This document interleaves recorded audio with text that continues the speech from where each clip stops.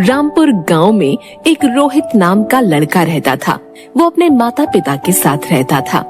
उसकी एक छोटी बहन भी थी जिसका नाम था प्रेरणा। रोहित बहुत अमीर था। इतना धन होने के बावजूद भी उसका लालच खत्म ही नहीं हो रहा था। वो धन कमाने के नए नए हथकंडे अपनाता रहता।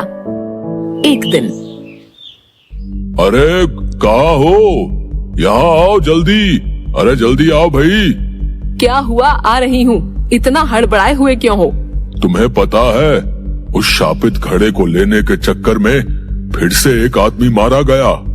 अरे रे, सब लोगों को पता है उस घड़े के बारे में, फिर भी लोग न जाने क्यों उस घड़े को लेने की कोशिश करते हैं। हाँ, कह तो तुम सही रही हो।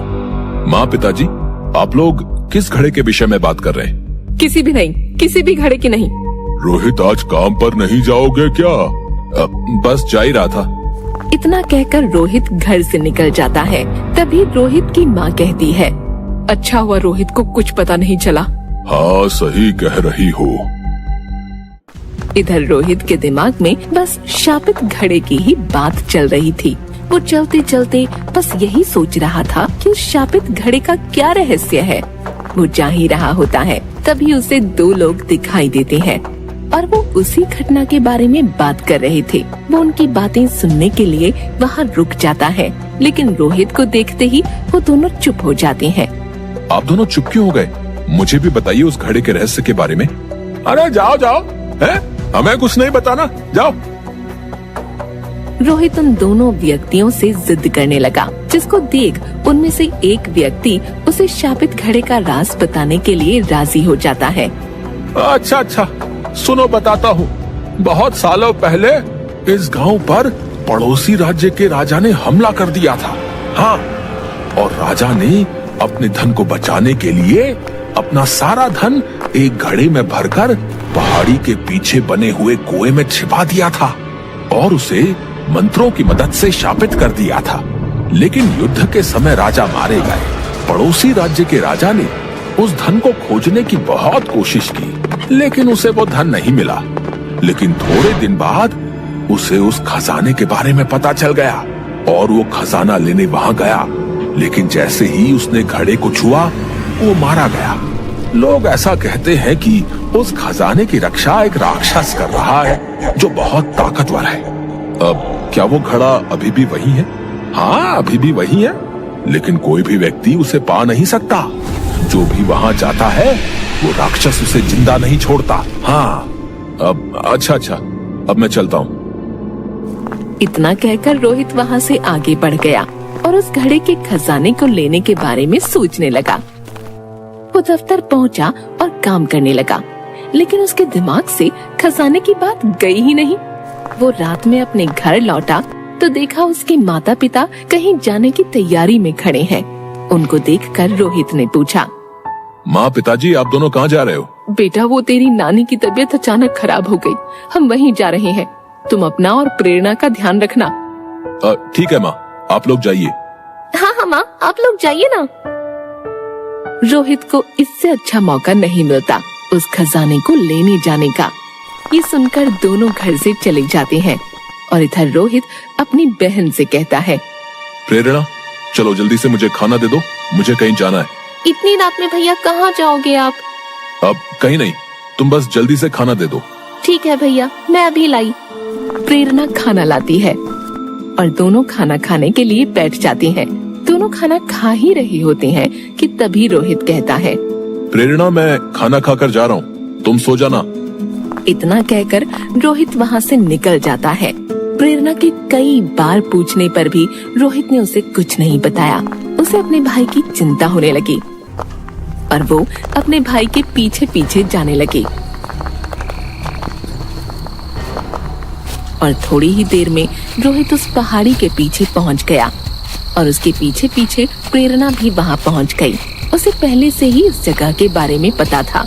उसने अपने भाई को रोकने के लिए उसे आवाज दी, भैया, रोहित भैया, रुको ना।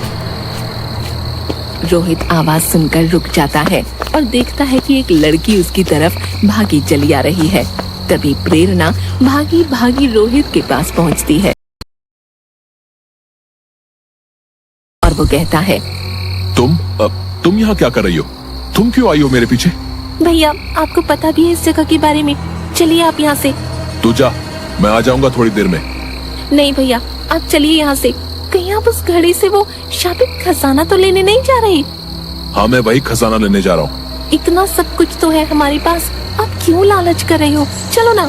प्रेरणा ने उसे समझाने की बहुत कोशिश की, लेकिन रोहित नहीं माना और आगे की तरफ चलने लगा। प्रेरणा भी उसके पीछे पीछे चलने लगी और थोड़ी ही देर में वो उस घड़े के पास पहुंच गए। तभी रोहित बोला, प्रेरणा तुम चली जाओ। नहीं भैया आप भी चलो। ठीक है, मत जाओ, यहीं रहो तुम, मैं कुएं के अंदर जा रहा हूँ। प्रेरणा वहीं कुएं के पास रुक जाती है और रोहित उस कुएं के अंदर जाता है।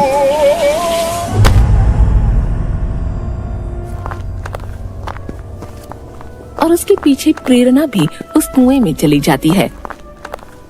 रोहित थोड़ा आगे बढ़ा तो उसे घड़ा दिखाई दिया जिसमें सोने के सिक्के भरे थे। वो वहीं रुक गया। प्रेरणा भी वहीं छिप गई। वहीं उस घड़े को देखकर रोहित की खुशी का ठिकाना नहीं रहा और वो उस घड़े के पास जाकर कुछ देर तक उस घड़े को देखता रहा। थोड़ी देर बाद उसने जैसे ही खजाना निकालने के लिए उस घड़े को छुआ, बहुत तेज बिजली कड़कने लगी और ऊपर से मिट्टियों की चट्टानें गिरने लगीं, जिसे देख वो डर गया। तभी उसे एक भयानक हंसी सुनाई पड़ी। उसने डर के मारे अपने हाथ पीछे खींच लिए और पीछे मुड़कर देखा तो उसके सामने एक राक्षस खड़ा था। उस राक्षस की आंखें अंगारों की तरह लाल थीं। उस राक्षस ने रोहित को घूरते हुए गुस्से में गुर्राया। दुष्ट व्यक्ति, तेरे पास किस चीज की कमी है जो तू यहाँ आया है? तेरे पास सब है, फिर भी तेरा लालच तुझे यहाँ खींच लाया। राक्षस की ऐसी बातें सुन रोहित डर से कांपने लगा। डर से कांपते कांपते उसने कहा, मुझे माफ कर दो, मुझे माफ कर दो, मैं कभी भी ऐसी गलती नहीं करूंगा। लालच करने वालों के लिए मेरे पास कोई माफी नहीं है। तुम्हें इसकी सजा मिलेगी और इस गलती की बस एक ही सजा है और वो है मौत। राक्षस की ये बात सुनकर प्रेरणा भागी भागी वहाँ आई और बोली, आप मेरे भाई को माफ कर दीजिए, आप उसकी जान मत लीजिए, आप उसे छोड़ दीजिए, चाहे तो उसके बदले आप मेरी जान ले लो। आप इसे कुछ मत कीजिए, आपको जो सजा देनी है आप मुझे दे दीजिए। मैंने गलती की है, मेरे मन में लालच था। प्रेरणा, तुम पहली ऐसी लड़की हो जो यहाँ खजाना लेने के मकसद से नहीं बल्कि किसी को बचाने के मकसद से आई हो। इसलिए मैं तुम्हें तुम्हारे भाई को बचाने का एक मौका देना चाहता हूँ।